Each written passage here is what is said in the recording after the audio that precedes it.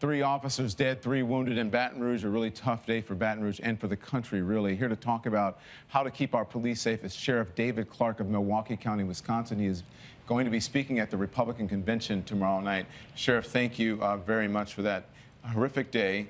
I spoke to the heads of the sheriff department, the police department, and the state police down there, and they told us how their hearts were reeling. Their message is peace and coming together in the country. What's your message? You don't believe that for 1 minute, do you? That their message is? Yeah. That's what they said to me. Okay. Yeah, I believe them. Of course Any I believe them protests when they say over the deaths of these cops today in Baton Rouge? I don't know that. I don't know that. Any riots or protests over the police officers in Dallas, Texas? What are you asking? It's a pretty simple question.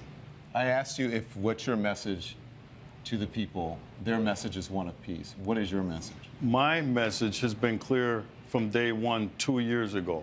This anti-cop sentiment from this hateful ideology called Black Lives Matter has fueled this rage against the American police officer. I predicted this 2 years ago. So what I want to know, okay, Sheriff. do I want to know? With all due respect, do you know that this was because of that? Yes, I do. As a law enforcement officer? I've been watching this for 2 years. I predicted this. This anti-police rhetoric sweeping the country has turned out some hateful things inside of people that are now playing themselves out on the American police officer. I want to know, with all of the black-on-black violence in the United States of America, by the way, when the tragedies happened in Louisiana and Minnesota, you know that 21 black people were murdered across the United States? Was there any reporting on that? There was a black officer who was killed today. But was there any reporting on that? Sheriff, please, let's just keep the volume down here. So I understand, and listen, I'm looking at 3 dead cops this week, Sheriff, and I'm looking at 5 last year. You trying to tell me to keep it down? Just please, if you will just please, we can keep it civil. So, because the message to people at home, I'm sure you want, is one of civility. I wish, Don, I wish you had that message of civility have a conversation toward this hateful ideology, these purveyors of hate. You don't know what my message is. That's what I what want they to say do. to you is, these people preach vile and virtue in the name of hate. We're going to go to break, and we'll be right back. All I want to do is have a conversation. I can't have a conversation with you if we're both talking at the same time. What it sounds like to me is that you're accusing me of violence and supporting a narrative that I'm not necessarily in support of. And if that's what you're accusing me of violence, then you can leave. That's not true. I don't support violence of any type against police officers, against anyone. So if you're accusing me of that, then you're welcome to leave. But if you want to have a conversation, I am more than willing to welcome a conversation with you. I don't disagree with you about there is a narrative across the country that could be harming police officers. But we don't know right now, as someone who's in law enforcement, if that was the actual cause of it. Go ahead. Let me ask you this. Do we know that generally the American law enforcement officers are racist? Do we know this? Go on. I ask a question. Do I know American general law enforcement are racist? I don't think anyone is accusing. If you're insinuating that people are accusing or saying that law enforcement across this country as a whole are racist, then your assumption is wrong. First of all, this whole anti-police rhetoric is based on a lie. There is no data, and you know this. There is no data, there is no research that proves any of that nonsense. None. You'd have to be more specific about what data and what nonsense you're talking about. That law enforcement officers treat black males different than white males in policing in these urban centers. There is data that supports There is not data. No.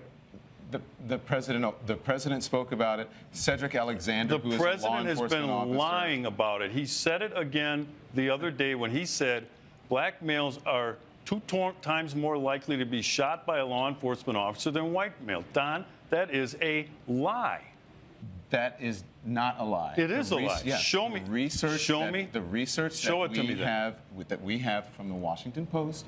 The Washington Post debunked that nonsense. There's also research. He also said this time. There's also research.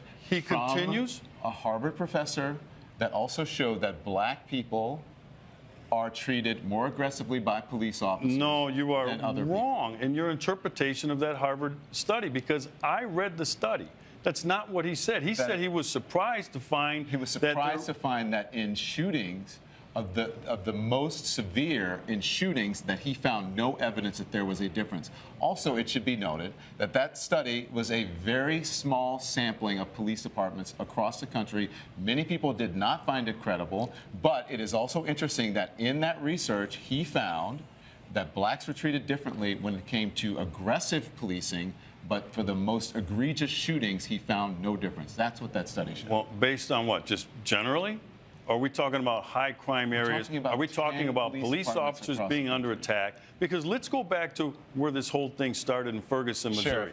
The lie was hands up, don't shoot. You're lumping a whole bunch of things into one. If we can do one specific That's thing where this whole phony movement started. It started out as hands up, don't shoot. You're talking about Black Lives Matter. Right. Okay. So if you want to, you would need to speak to someone who is a member of Black Lives Matter about whether they have perpetrated a fraud on the American people. That's up to Black Lives Matter. That's not me. I'm neither a member of Black Lives Matter, I'm neither a supporter or someone who doesn't support them. I simply report on Black Lives Matter. Do you condemn the anti-police rhetoric coming from this hateful ideology? As a journalist sitting here on television, I don't have to condemn anyone, anything. That is something that you should ask. Other people around the country, I condemn their jobs to condemn just that. like I condemn the hateful ideology out of groups like the KKK. All right? I condemn it. There is no place in American discourse for that sort of vile, vitriolic hate coming out of this ideology. This has fueled and fanned the flames of this anger toward the American police officer. There's only one group in America, one time, that truly cares about the lives of black people in these urban ghettos. And it's the American police officer who goes down there on a daily basis, puts their life on the line to protect who? Black people. So when you say we just want to have a conversation, let's have a conversation about the black-on-black crime, which kills more black males, which is more of a threat to any black male in the United States than a law enforcement officer. Sheriff, yes, that's a different conversation. We can walk and chew gum at the same time. There's an issue when it comes to violence. Black-on-black crime, or it's crime. White people kill white people, tend to kill white people. Black people tend to kill black people. Not in the numbers. That's fine, but that's a different conversation. I don't care who white people are killing. That is a different conversation than police brutality, and we're not having that conversation right now. And again, I want to be very clear with you. I condemn all violence of any type, just for the record. Was the situation between Mike Brown and Darren Wilson, was that police brutality? But we're not talking about Mike Brown and Darren Wilson. I am. No, if you're asking me what the Justice Department showed, the Justice Department showed that it exonerated Officer Darren Wilson, and that the hands up, don't shoot narrative was a false narrative. That has been reported by CNN and by others. That was another phony report. What does that have to do with Baton Rouge, Louisiana? All right, because when you take in rates of involvement in violent crime, and crime in general, but violent crime, you're going to see that black males are overrepresented. Overrepresented in terms of being involved in violent crime. That's going to mean more arrests. That's going to mean more people going to prison. This stuff has already been debunked. Sheriff, that's a different conversation. Every time you don't have a response to something I say, you say it's a different conversation. It's not that I don't have a response to you. It's that we're having two different conversations. I'm asking the questions here. You're answering the questions by asking questions about some other subject that we're not discussing. We're talking about this hateful ideology called Black Lives Matter. When you said you're not a member, you can't be a member. It's not an organization. There's no structure. That's what you're talking about. Listen, I understand it's a very stressful time for you. These individuals. And Sheriff, we appreciate you coming on. They preach vile and vitriol in the name of virtue. Thank you, Sheriff. We appreciate it.